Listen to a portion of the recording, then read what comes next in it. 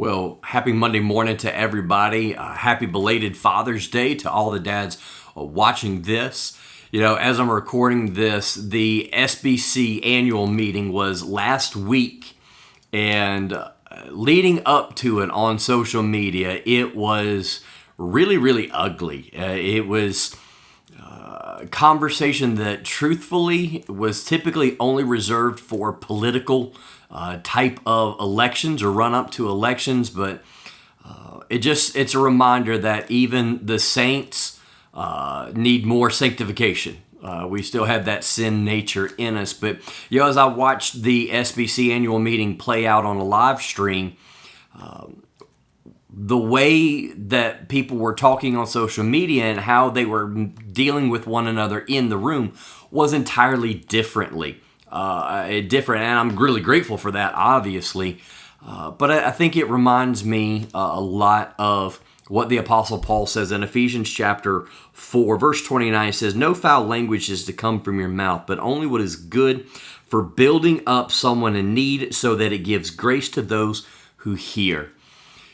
Our words can either encourage or they can discourage. They can tear down or they can build up.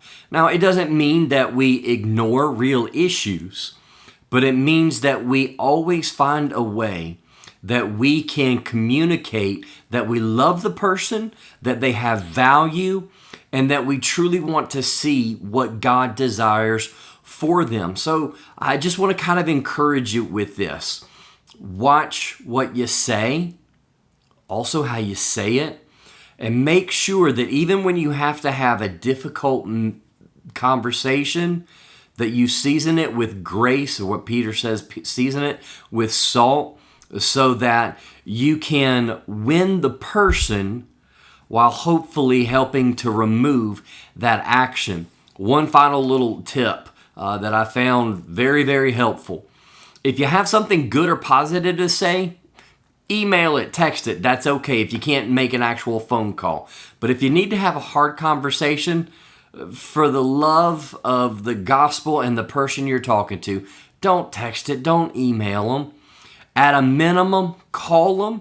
Even better, go sit down and talk with them face to face, because that way they can see your tone of voice, they can read your body language, and that way we can win brothers and sisters to one another and keep our relationships right in a way that glorifies God. So let our communication always build people up, even if it's a tough conversation, that the world will see something different in us. Hope you have a great week, and I'll see you next Monday.